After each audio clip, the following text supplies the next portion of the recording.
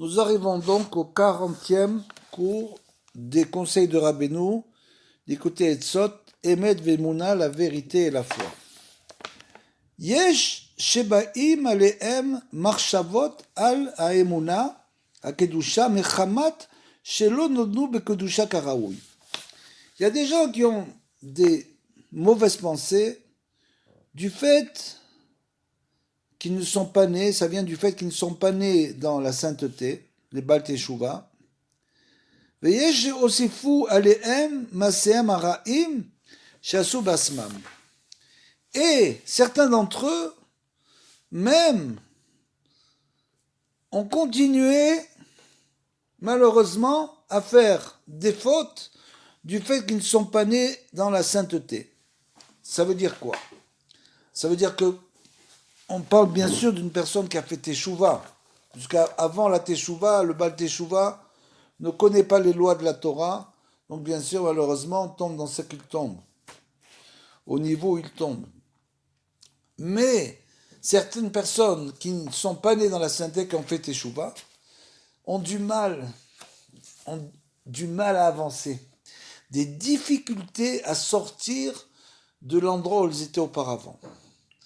Il faut savoir que cela vient bien sûr parce qu'ils ont une grande réparation à faire, et ainsi ils auront bien sûr un très grand mérite, et parce qu'ils ne sont pas nés dans la sainteté, ils doivent donc reprendre le travail à zéro. Et malheureusement, il y a des gens à cause de ça qui tombent encore dans les fautes, qui n'arrivent pas à sortir de la faute. Comment est-ce qu'ils peuvent sortir véritablement de la faute? Parce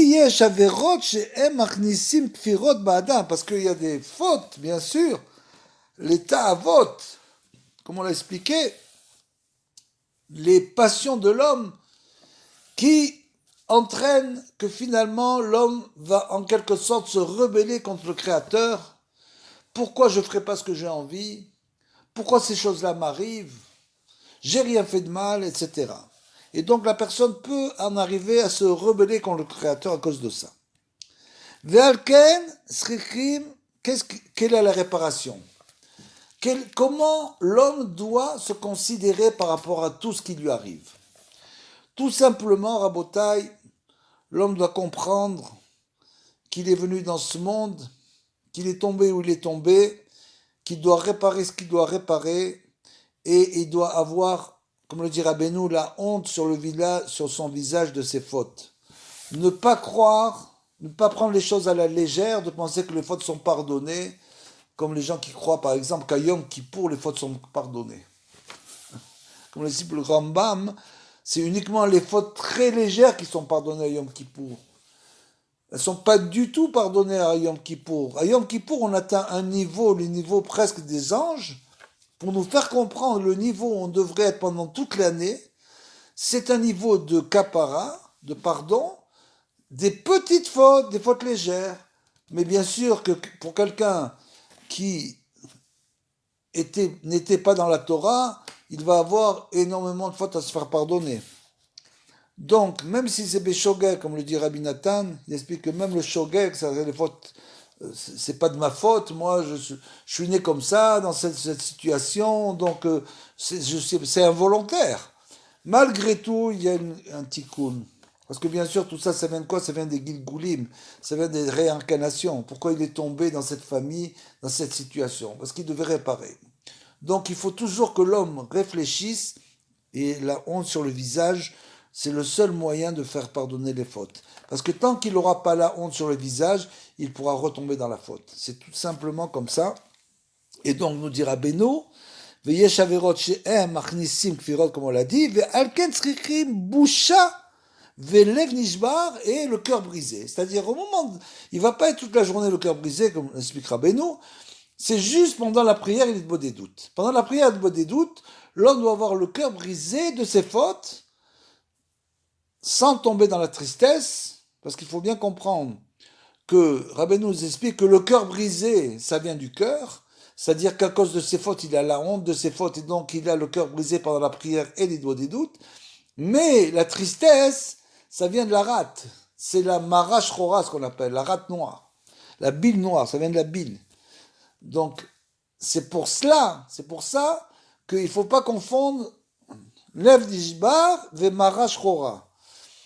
Donc, après on tombe dans la tristesse, et alors c'est une catastrophe. Donc c'est pour ça que Rabbeinu disait, lui, il peut être toute la journée avec le cœur brisé. Il peut faire Idbodedut toute la journée, le cœur brisé, sans tomber dans la tristesse. Mais nous, comme on n'a pas ce pouvoir-là, on doit juste l'être au moment de la prière et d'Idbodedut, et le reste du temps, on doit être Besimchat Tamid. On doit être content de notre sort. Chez Mishi Yeshlo Chakirot ou Marshavot Kaelu, Raz Veshalom, Shem Neged Emunato Akedusha, Emunatino Akedusha, celui qui a donc des mauvaises pensées et qui sont des pensées qui sont contre la Emuna, bien sûr, la Emuna du peuple d'Israël, Raoui lo le Idbayesh me'od me'od al sheba leze avonotav.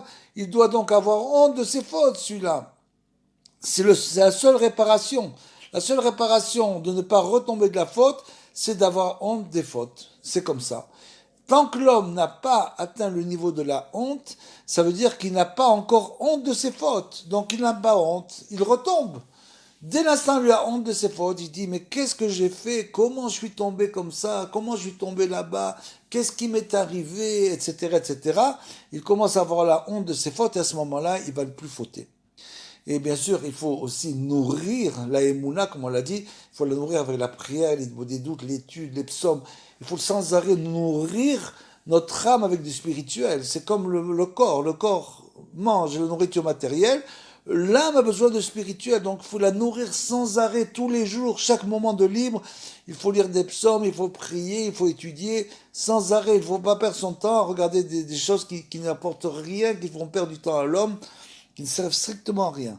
Donc, Meol lazeb et emunatenu, ve'al yede abusha, ve'lev dishbar, yegaresh, ve'yeshaver akvirot. Grâce, comme on l'a dit, à la honte et le cœur brisé, il va pouvoir finalement rejeter l'ekfirot, c'est-à-dire le désir de rébellion contre Hachem. Ma vie ne me correspond pas.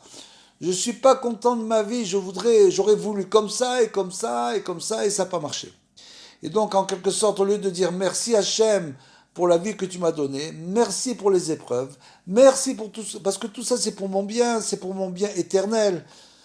Comme le dit le Rav Arush, le Tovat Nisrit, c'est pour le bien éternel. Donc c'est pour mon bien éternel tout ça. Donc merci, je te remercie des épreuves. C'est pour me corriger, c'est pour me réparer. Et donc, grâce à ça, grâce au fait que l'homme a le Lev Nishbar, le cœur brisé et la honte sur le visage, il va pouvoir finalement ne plus se rebeller contre sa vie. Il va plus se rebeller contre Hachem, bien sûr, et il va dire merci. Il va comprendre que c'est lui le seul responsable, qu'il n'y a aucun autre responsable. Nous sommes totalement responsables de notre vie. Personne d'autre n'est responsable de notre vie et de nos actes. Nous devons prendre la responsabilité totale de nos actes depuis la naissance jusqu'au moment où on parle maintenant.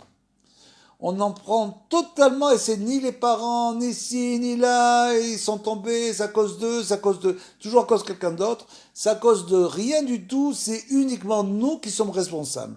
Donc dès l'instant où l'homme se sent responsable de sa vie et de tout ce qui lui est arrivé, à ce moment-là, il va avoir la honte sur le visage, le Lev Nishbar, il va dire Hachem, Slicha Mechila, c'est moi le responsable, et donc merci, Toda, alcool pour tous les sourires, c'est comme ça.